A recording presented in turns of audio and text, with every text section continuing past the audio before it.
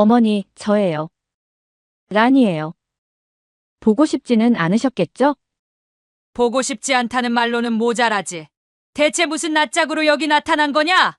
에이, 그런 말씀 마세요. 그나저나 오빠는 잘 지내요? 설마 아직도 제 생각하면서 술독에 빠져 지내요? 너! 감히 그 입에 내 아들을 올려? 네가 이 집안 망가뜨리고도 할 소리야? 어머니, 너무 감정적이시네요.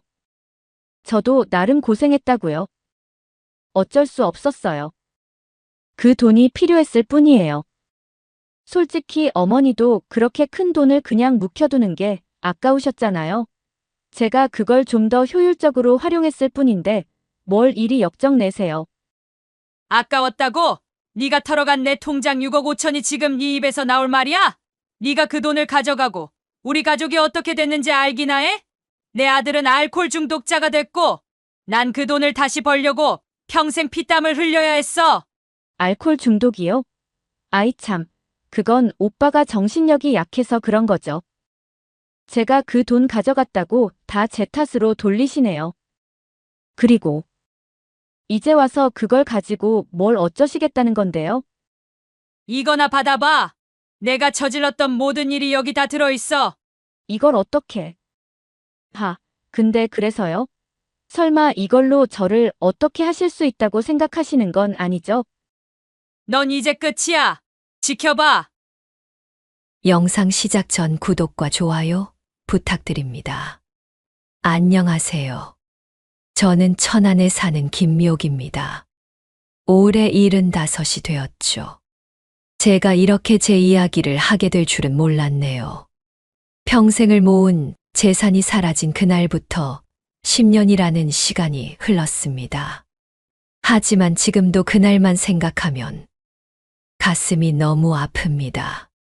처음 우리 며느리를 본 건 2013년 초봄이었습니다. 벚꽃이 막 피기 시작할 때였죠. 아들이 결혼하겠다고 데리고 온 날이었습니다. 키가 작고 단아한 모습의 베트남 처녀였습니다. 이름은 응옥란. 나이는 27이었습니다. 저도 처음엔 반대했습니다. 아들이 베트남 신부 소개소를 통해 만났다고 했을 때 세상에 공짜는 없다고, 이런 결혼이 위험하다고 말렸죠. 하지만 난이를 직접 만나고 나니 그런 걱정이 무색해질 만큼 똑똑하고 착해 보였습니다. 어머니, 저 란이라고 해요. 잘 부탁드립니다. 서툰 한국말이었지만 그 목소리에 묻어나는 공손함이 마음에 들더군요. 무엇보다도 그 눈빛만 보고도 이 아이는 착한 아이구나 싶었습니다. 어머님, 제가 한국어 공부 열심히 할게요. 어머님 말씀 잘 알아듣고 싶어요. 그리고 베트남에서 대학교도 나왔어요. 저 배우는 거 좋아해요. 그 말이 진심으로 들렸습니다. 실제로도 그랬고요. 결혼하고 나서 란이는 정말 열심히 살았습니다. 매일 한국어 학원에 다니더니 눈에 띄게 한국말이 늘었고, 매일 아침 제가 일어나기 전에 아침 준비를 했습니다. 처음엔 서툴렀지만 한식도 곧잘 맛있게 해냈습니다. 특히 제가 김치를 담글 때면 꼭 옆에서 배우려 했죠. 어머니, 이거 맞아요? 저도 어머니처럼 맛있는 김치 담그고 싶어요. 우리 민수 오빠가 어머니 김치 좋아하잖아요. 시장에 가면 딸처럼 제 팔짱을 끼고 다니고 짐도 무리 된다며 절대 못 들게 했습니다. 라니가 저를 챙기는 모습을 보면 이웃들도 모두 부러워할 정도였죠. 미옥 씨는 좋겠어요. 저런 며느리가 어딨어. 요즘 한국 며느리도 저렇게 못해. 암만. 동네 사람들 사이에서 란의 이야기가 화제가 되었습니다.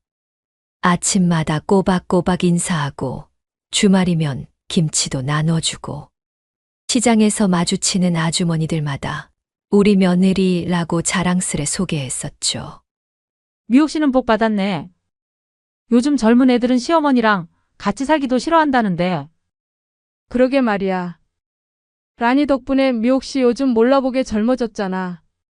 그런 말을 들을 때마다 마음이 뿌듯했습니다. 처음에 베트남 며느리라고 했을 때는 걱정도 많았는데, 이제는 제가 오히려 라니를 자랑하고 다닐 정도였으니까요. 한 번은 제가 감기에 걸려 고생할 때였습니다. 라니는 밤새 제 곁을 지키며 미음을 끓여주고 다음 날 새벽엔 삼계탕까지 준비해 놓았더군요. 어머니, 어서 드세요. 제가 베트남에서 우리 엄마 병구안 할 때도 이렇게 했어요. 어머니가 아프면 제 마음이 너무 아파요. 그 말을 하는 라니의 눈에는 눈물이 고여 있었습니다. 그때 전 정말 이 며느리가 내 친딸 같다고 생각했습니다. 큰 착각이었죠. 그 자랑스러움이, 그 뿌듯함이 모두 거짓말 위에 지어진 모래성이었다는 걸. 그땐 몰랐습니다. 결혼 2년 차가 되던 해 우연히 들은 라니의 통화 소리가 지금도 생생합니다. 그날은 제가 일찍 귀가한 날이었는데 베란다에서 빨래를 거두려다가 들은 베트남어 통화였죠.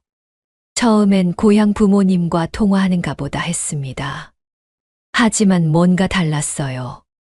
라니의 목소리에서 들리는 다정함이 부모님을 대하는 것과는 달랐거든요. 그때 전화를 끊고 들어온 라니의 얼굴에는 제가 한 번도 보지 못한 표정이 있었습니다. 어머니, 언제 오셨어요? 당황한 기색이 역력했죠. 그날 이후 저는 라니를 유심히 지켜보기 시작했습니다. 수상한 점들이 하나둘 눈에 들어왔습니다. 집에 있을 때면 끊임없이 휴대폰을 들여다보며 웃었고, 통화할 때면 항상 밖으로 나가더군요. 주말에는 친구들 만난다며 외출이 잦아졌고, 늦게 들어와도 전처럼 죄송하다는 말 한마디 없었습니다. 어느 화창한 봄날이었습니다. 제가 부엌에서 김치를 담그고 있는데 현관문이 열리더니 라니가 낯선 남자와 함께 들어왔습니다. 어머니, 이분은 제 고향 친구예요. 한국에 잠깐 놀러 왔대요. 수상했습니다. 베트남 시골 마을에서 왔다는 그 남자의 옷차림이며 몸가짐이 라니가 말한 것처럼 가난한 시골 출신 같지가 않았거든요. 더 이상한 건 그 남자의 한국말이었습니다. 라니보다도 더 유창한 한국말을 구사하더군요. 게다가 그 사람이 라니를 바라보는 눈빛, 고향 친구 사이라고 하기엔 너무나 다정했습니다. 저도 여자지만 남자가 여자를 사랑하는 눈빛이 어떤 건지는 압니다. 그건 결코 오랜 친구 사이의 눈빛이 아니었죠. 그날 이후로 수상한 낌새가 보이기 시작했습니다. 갑자기 화장을 진하게 하기 시작했고, 옷도 자주 사입더군요. 남편 월급으로는 살 수 없는 비싼 옷들이었습니다. 또 이상한 점은 월말만 되면 어딘가에 다녀와야 한다며 외출을 하는 거였어요. 처음엔 한국어 학원이라고 했다가 나중엔 친구 만난다고 하고, 핑계가 그때그때 달랐죠. 그러던 어느 날 라니가 울면서 집에 들어왔습니다. 어머니, 말씀드릴 게 있는데 저 도움이 필요해요. 알고 보니 고향에 있는 가족들 때문에 은행 대출을 받았다는 거였습니다. 이자를 감당하지 못해 힘들다면서 눈물까지 보이더군요. 베트남에 있는 동생이 급한 수술을 받아야 해서 제가 돈을 빌렸는데 이자가 너무 비싸서 감당이 안 돼요. 어머니가 빌려주시면 저 이 돈 갚을 수 있어요. 꼭 갚을게요. 제발 도와주세요. 결국 제가 통장에서 3천만 원을 내어주게 됐습니다. 당장 급한 불을 끄는 거라고 생각했죠. 아들이 알면 큰일 날 것 같아서 철저히 비밀로 했습니다. 그리고 정말 기적처럼 한 달 뒤에 라니는 그 돈을 모두 갚아왔습니다. 이자까지도요. 어머니, 정말 감사합니다. 이자는 시중은행보다 더 챙겨드렸어요. 어머니 믿음을 저버리면 안 되잖아요. 그때 전 마음이 찡했습니다. 과연 다른 며느리였다면 이렇게 했을까? 라니는 정말 다르구나. 믿고 도와준 보람이 있다고 생각했죠. 지금 생각하면 그때가 함정의 시작이었나 봅니다. 작은 돈으로 제 신뢰를 사서 더 큰 돈을 노리는 그런 치밀한 계산이었던 거죠. 나중에서야 알게 된 충격적인 진실. 그날 라니가 빌린 돈은 절대 고향일에 쓰이지 않았다는 것이었습니다. 옆집 최 씨 아저씨가 그날 밤 목격했다고 하더군요. 고급 승용차에 올라타는 라니와 그 남자를, 그리고 그들이 들고 있던 쇼핑백들을 말이죠. 아이고 미옥 씨, 그때 말할 걸 그랬네. 그날 밤 며느리가 그 사람이랑 비싸 보이는 차를 타고 가더라고. 나야 뭐 남의 일이라 참견하기가 그래서 말을 못했는데. 물론 전 그때는 이런 사실들을 몰랐습니다. 그저 며느리를 믿었고 그 돈이 정말 고향일에 쓰였을 거라 생각했죠. 그렇게 첫 번째 돈을 빌려주고 3개월 정도 지났을까요? 어느 날 라니 들뜬 목소리로 저를 불렀습니다. 어머니, 제가 이번에 승진했어요. 그동안 열심히 일한 게 인정받은 것 같아요. 마침 아들도 출장을 가고 없던 터라 저녁에 둘이서 소주 한 잔을 했습니다. 평소엔 술을 잘 못하던 라니가 그날따라 술도 잘 받더군요. 어머니, 사실 제가 또 다른 일도 하고 있어요. 주식 투자요. 회사 부장님이 가르쳐 주셨는데 정말 대단하신 분이에요. 휴대폰으로 자기 주식 계좌를 보여주더군요. 처음 본 제가 봐도 수익률이 엄청났습니다. 저희 부장님이 특별한 정보를 주세요. 어떤 회사가 큰 계약을 따기 전이라든지 아니면 어떤 기업이 인수합병을 앞두고 있다든지 그런 걸 미리 알 수 있거든요. 그러면서 라니는 요즘 자기가 다니는 투자 동호회 이야기를 했습니다. VIP들만 모인다는 그룹이었죠. 어머니, 제가 이 그룹에 어머니도 추천하고 싶은데 최소 가입금이 5억이에요. 너무 비싸죠? 하지만 진짜 대단한 분들이 많으세요. 재벌 기업 임원들도 오시고요. 라니의 말투는 자신감이 넘쳤습니다. 더 이상 서툰 한국말을 쓰는 며느리가 아닌 전문가처럼 보였죠. 실례지만 어머니, 은행에 돈 얼마나 있으세요? 제가 봤을 때 어머니는 은행 금리로는 너무 손해보고 계세요. 지금 물가 상승률이 얼만데 그 돈 그대로 두면 오히려 까먹는 거예요. 그날 밤 라니는 계속해서 성공 사례들을 들려주었습니다. 2억으로 시작해서 반년 만에 30억을 번 사람, 투자금 5억으로 시작해 1년 만에 호텔을 산 사람. 마치 미리 준비한 것처럼 줄줄이 이야기를 늘어놓더군요.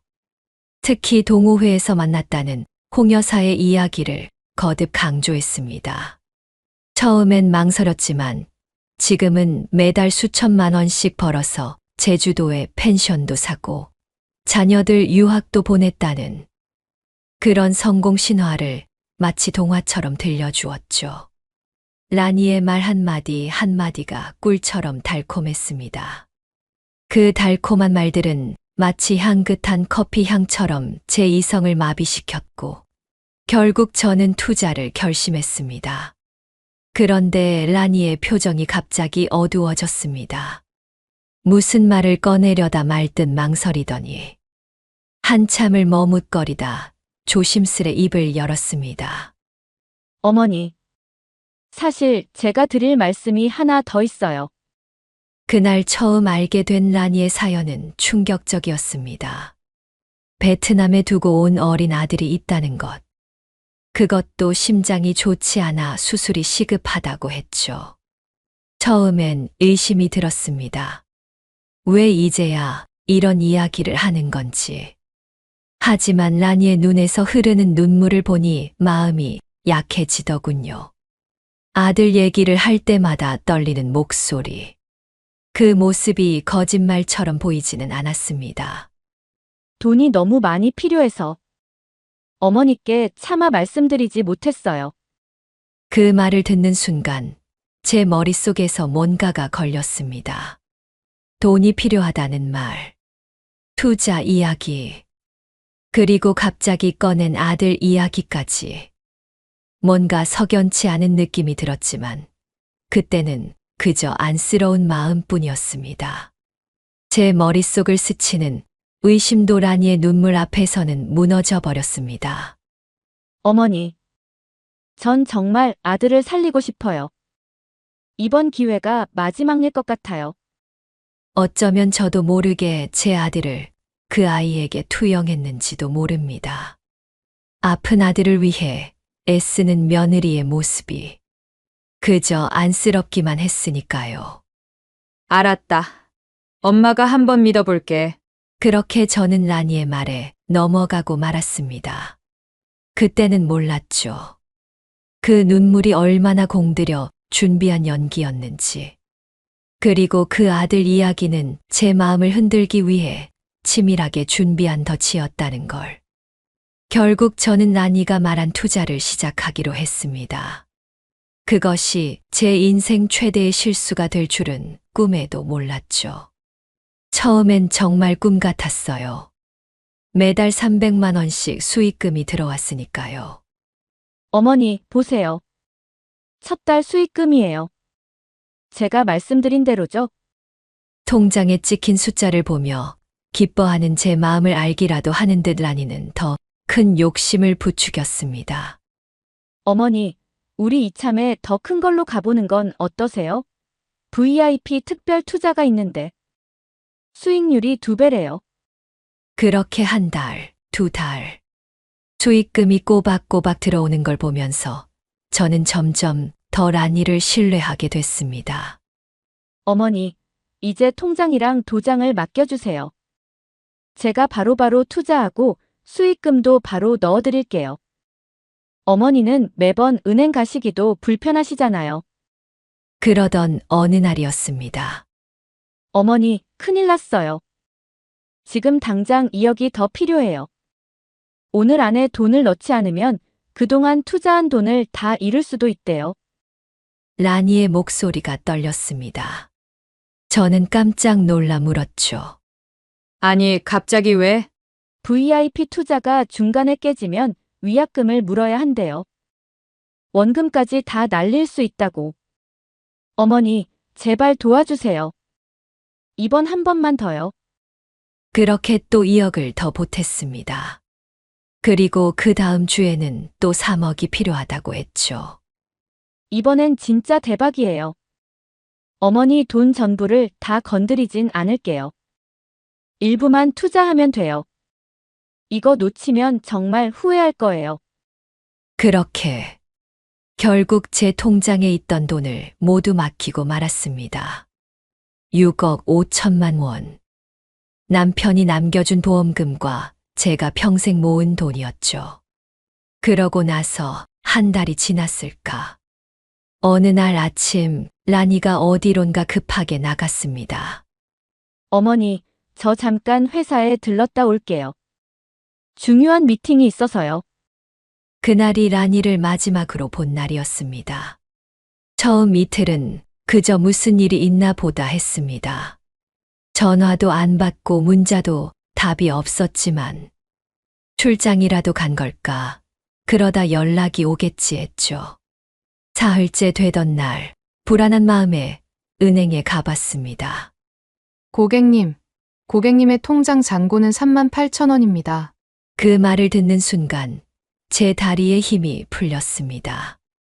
아니, 그럴 리가 없는데. 분명 돈이 있어야 하는데. 은행 직원이 보여준 거래 내역. 지난 한 달 동안 제 통장에서 돈이 조금씩 빠져나가다가 마지막 남은 돈이 한꺼번에 모두 인출된 걸 확인할 수 있었습니다. 혹시 통장을 다른 분께 맡기신 적 있으세요? 손이 떨려왔습니다. 그동안 매달 입금된다던 수익금도 알고 보니 제 돈에서 조금씩 빼서 제게 보여준 거였더군요. 남의 돈도 아닌 제 돈으로 저를 속인 거죠. 정신없이 라니의 회사로 달려갔습니다.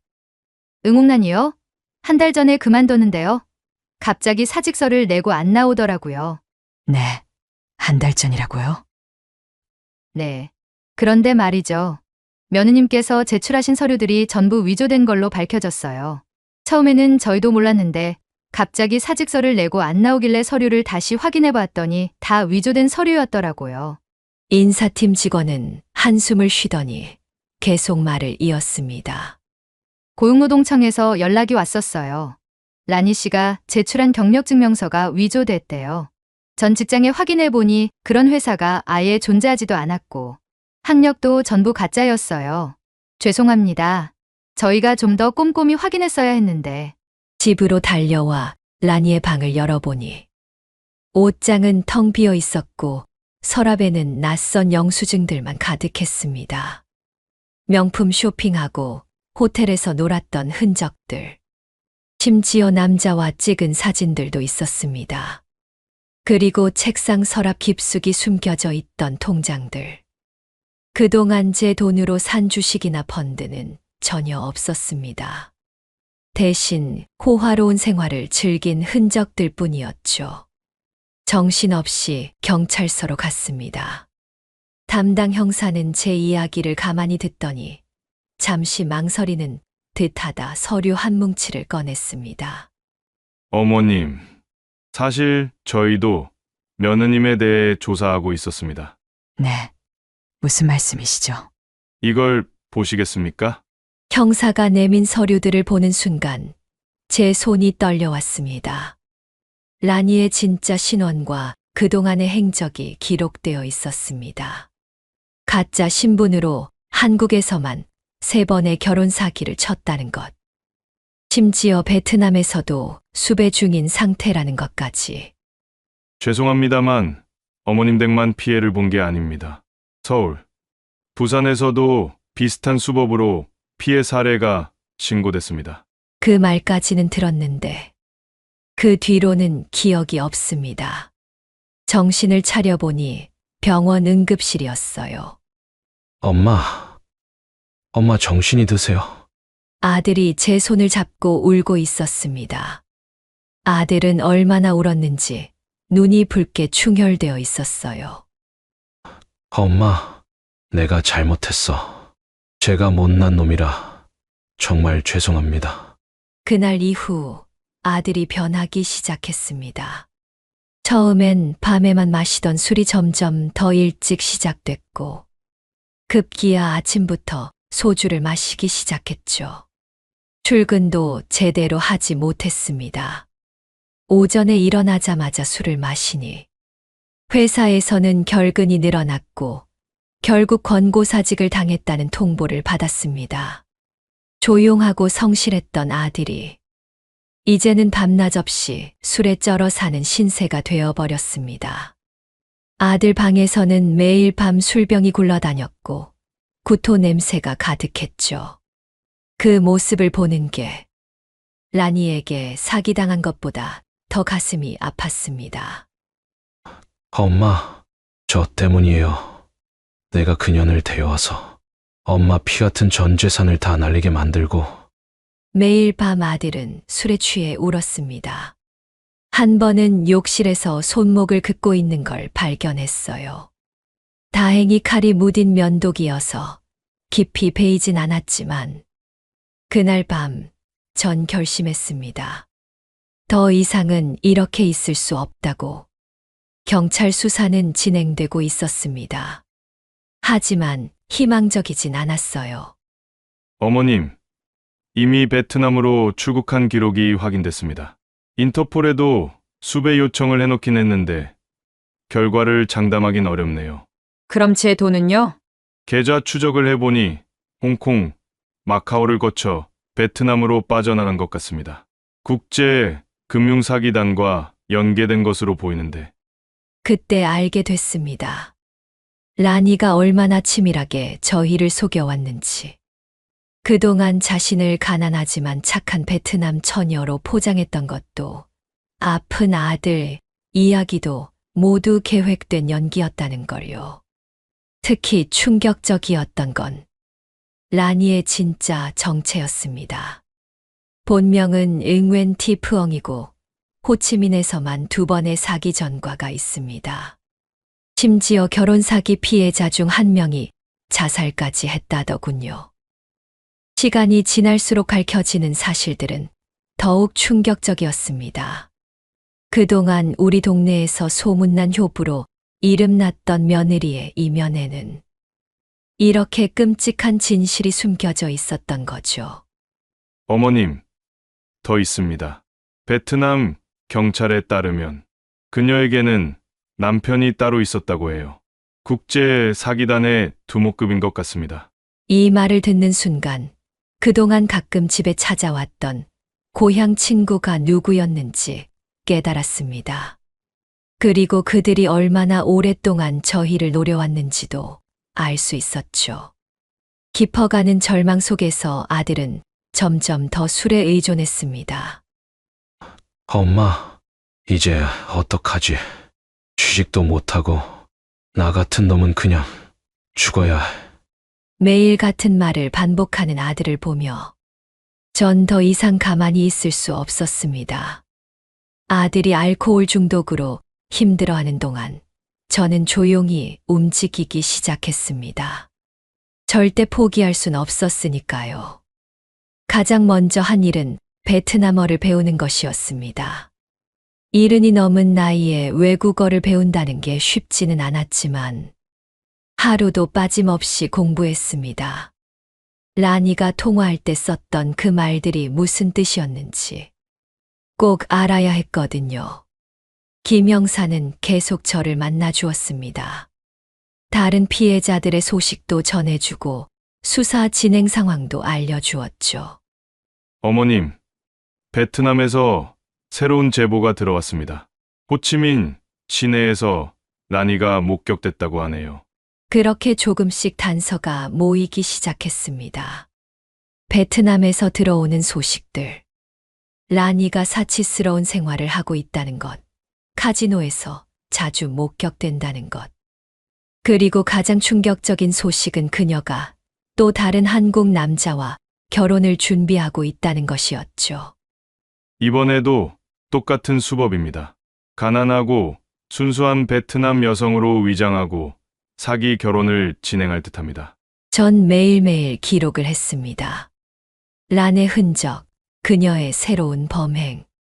모든 것을 하나하나 수첩에 적어두었죠. 그러다 결정적인 제보를 받았습니다. 어머님, 라니의 본명으로 된 계좌를 찾았습니다. 마카오와 홍콩을 거쳐간 돈의 흐름도 파악됐고요. 드디어 그녀의 정체를 밝힐 증거들이 모이기 시작한 겁니다. 범죄인 인도 조약에 따라 베트남 경찰과 공조 수사가 진행 중입니다. 다만 체포 영장을 발부받으려면 좀 더 구체적인 증거가 필요하다고 하네요. 수사는 더디게 진행됐지만 전 포기하지 않았습니다. 매일매일 기록을 하고 제보를 모으고 그렇게 10년이라는 시간이 흘렀습니다. 그리고 마침내 그날이 왔습니다. 2023년 11월에 어느 날 새벽이었습니다. 휴대폰이 울렸습니다. 미옥 씨, 자기 며느리 돌아왔나 봐. 어제 저녁부터 우리 슈퍼 앞에서 서성이는 것 같던데. 동네 슈퍼 주인 최 씨의 다급한 목소리였습니다. 그리고 얼마 지나지 않아 또 다른 전화가 왔습니다. 형님, 나 순자예요. 방금 그 며느리 봤어요. 아파트 놀이터에 앉아 있더라고요. 얼굴은 많이 변했는데 분명 형님 며느리 맞아요. 하나 둘 전화가 이어졌습니다. 파출소 순경도, 부녀회장도. 그만큼 우리 동네에서 라니의 사건은 유명했으니까요. 그리고 마침내 그날 아침, 현관 초인종이 울렸습니다. 어머니, 문 좀 열어주세요. 그 목소리. 10년 만에 듣는 목소리였습니다. 더 이상 서툰 한국말도 아니었고, 그때처럼 애교 섞인 말투도 아니었습니다. 오히려 어딘가 당당하고 위협적인 느낌마저 들었죠. 문을 열자 라니가 서 있었습니다. 명품 가방도 화려한 옷차림도 없었어요. 대신 낡은 회색 코트에 짙은 화장으로 얼굴을 가리고 있었죠. 어머니, 저예요. 란이에요. 보고 싶지는 않으셨겠죠? 보고 싶지 않다는 말로는 모자라지. 대체 무슨 낯짝으로 여기 나타난 거니? 에이, 그런 말씀 마세요. 그나저나 오빠는 잘 지내요? 10년이나 지났는데도 여전히 뻔뻔한 태도. 오히려 더 당당해진 것 같았어요. 저를 바라보는 눈빛에는 죄책감은커녕 어떤 계산된 빛이 서려 있었습니다. 왜 돌아왔어? 이제 와서 뭘 더 가져가려고? 어머니, 너무 쌀쌀 맞으시네요. 저도 나름 사정이 있었다고요. 그리고 이제는 정말 달라졌어요. 어머니 돈도 꼭 갚을 거고. 말꼬리를 흐리며 한숨을 쉬더니 갑자기 눈물을 보이는 거예요. 10년 전에도 저를 이렇게 눈물로 조종했었죠. 제가 얼마나 후회했는지 아세요?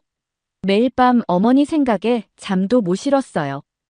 그 말을 듣는 순간 제 입에서 비웃음이 새어나왔습니다. 경찰이 보여준 사진들이 떠올랐거든요. 호화로운 리조트에서 휴양을 즐기는 라니의 모습. 카지노에서 돈을 흥청망청 쓰는 모습. 호텔 수영장에서 샴페인을 마시며 웃고 있는 모습. 후회는 그 입에서 나올 말이 아니지 않니? 제 차가운 목소리에 란의 표정이 살짝 굳어졌습니다. 어머니도 아시잖아요. 제가 얼마나 효부였는지. 그동안 열심히 살았는데 한 번의 실수로 이렇게 미움받고 싶지 않아요. 실수! 처음부터 계획된 범죄를 실수라고 하는 거니? 그제서야 라니의 표정이 완전히 굳어졌습니다. 더 이상의 연기가 소용없다는 걸 깨달은 걸까요? 그래요. 맞아요. 전부 계획된 거였어요. 근데 이제 와서 어쩌시게요? 증거도 없잖아요. 저를 비웃듯 말하는 라니의 눈빛이 차갑게 변했습니다. 더 이상 그 가식적인 며느리의 모습은 찾아볼 수 없었죠. 이제 와서 뭐라고 하시겠어요? 전 이미 베트남에서도 할 거 다 하고 왔어요. 어머니 돈으로 호강도 실컷 했고. 이제 와서 경찰에 신고하시겠다고요? 하시던가요? 전 이미 잃을 게 없으니까. 그래서? 그래도 전 어머니 며느리잖아요. 그 정도 정은 있으시죠? 절 도와주시면. 제가 이번엔 진짜 효도할게요. 그때였습니다. 제가 준비해온 서류 봉투를 건넸죠. 이거나 받아보렴. 이게 뭐죠? 어머니, 이걸 어떻게? 란의 얼굴이 순간 창백해졌습니다. 봉투 안에는 A4 용지 3장이 들어있었죠. 첫 번째 종이는 베트남 공안 기록이었습니다. 그녀의 진짜 이름으로 된 수배 기록. 그리고 그녀가 연루된 모든 범죄 기록들. 잠시 서류를 훑어보던 라니가 갑자기 웃음을 터뜨렸습니다. 하하. 그래서요? 어머니 지금 이걸로 절 협박하시겠다는 거예요? 두 번째 종이는 사진들이었습니다. 호치민의 호화로운 카지노에서 찍힌 사진, 다른 남자와 찍은 사진들. 그리고 제 돈을 빼돌린 바로 다음 날 호텔에서 파티를 벌이는 사진이었죠. 이거 참 열심히도 모으셨네요. 이런 거 모으시느라 얼마나 쓰셨어요? 제가 가져간 돈보다 더 쓰신 거 아니에요? 비웃음 섞인 그녀의 말투에 제 손이 떨려왔습니다. 하지만 아직 마지막 한 장이 남아 있었죠. 마지막 것도 한번 보죠. 어차피 저 같은 사람은 그런데 마지막 종이를 보더니 란의 얼굴색이 변했습니다. 최근 그녀가 저지른 새로운 사기 사건의 고소장, 그리고 충격적인 증거 사진들. 이건 놀랐니? 내가 그토록 숨기고 싶어 하던 그 비밀이다. 잠시 창백해졌던 란이의 얼굴이 이내 차갑게 굳어졌습니다. 그래요. 인정해요. 제가 사기를 쳤고 거짓말도 했어요. 근데 어머니도 똑같잖아요. 그 돈 불리는 데만 정신 팔리셨던 거 아니에요? 그렇게 큰 이자가 따박따박 들어올 때 이상하다고 생각하셨어야죠. 넌 정말 끝까지 뻔뻔하구나. 뭐 어쩌시게요? 절 경찰에 신고하실 건가요? 그러면 우리 모두 불행해질 텐데요. 아들 얘기가 또 세상에 퍼지고 동네방네 소문나고. 어머니도 그건 원치 않으시잖아요. 계속해서 적반하장인 태도로 나오는 란을 보며 제 심장이 쿵쾅거렸습니다. 그리고 전 이제 정말 아무것도 없어요. 돈도 다 잃었고. 어머니가 저한테 더 뭘 바라시는 건데요? 복수하고 싶으신 거예요? 넌 정말 끝까지. 어머니, 현실적으로 생각해 보세요. 제가 지금이라도 어머니 곁에서 효도하면서 살면 그게 더 좋지 않나요? 그동안 잃어버린 돈은 제가 조금씩이라도 갚을게요. 말끝을 흐리며 갑자기 란이는 애처로운 표정을 지었습니다. 10년 전 저를 홀리던 바로 그 표정이었죠. 아니면 제가 무릎이라도 꿇을까요? 어머니가 그러길 바라시나요? 란이 정말로 무릎을 꿇으려는 순간 현관 밖에서 발소리가 들렸습니다. 현관문이 열리고 3명의 남자가 들어왔습니다. 한국 형사와 베트남 경찰, 그리고 마지막 한 사람. 푸엉, 날 기억하나? 라니의 얼굴이 하얗게 질렸습니다. 마지막으로 들어온 사람은 그녀가 베트남에서 마지막으로 사기쳤던 피해자의 아들이었죠. 리웨이, 아버지는 당신 때문에 돌아가셨어. 모든 재산을 잃고 결국 돌아가셨다고. 라니는 잠시 당황하는 듯 했지만 이내 또다시 뻔뻔한 태도로 나왔습니다. 그래서요? 그건 당신 아버님이 멍청해서. 아니, 제 말은 응옥난, 아니, 응웬, 티푸엉, 체포영장입니다. 김 형사가 영장을 내밀었습니다. 뭔가 착오가 있는 것 같은데요. 전 이제 새 삶을 살 거라고요. 베트남 정부에서도 당신을 찾고 있어요. 이중결혼의 사기 그리고 조직폭력 배와의 연루까지. 그제야 라니 얼굴에서 가면이 벗겨졌습니다. 그래요. 전 사기꾼이에요. 근데 다들 저한테 속았잖아요. 그렇게 쉽게 속은 사람들이 나쁜 거 아닌가요? 어머니도. 그렇게 쉽게 돈을 맡기신 분 잘못 아니냐고요. 입 닥쳐! 아들의 목소리였습니다. 언제 왔는지 아들이 서 있었습니다. 더는 연기할 생각하지 마. 넌 이제 끝났어. 술에 쩔어 살던 아들의 모습은 찾아볼 수 없었습니다. 또렷한 눈빛으로 라니를 바라보는 아들. 김영사의 권유로 재활치료를 받았다고 합니다. 그래도 우린 부부였잖아요. 그때 서로 정말 사랑했잖아요. 입 닥치라고 했지?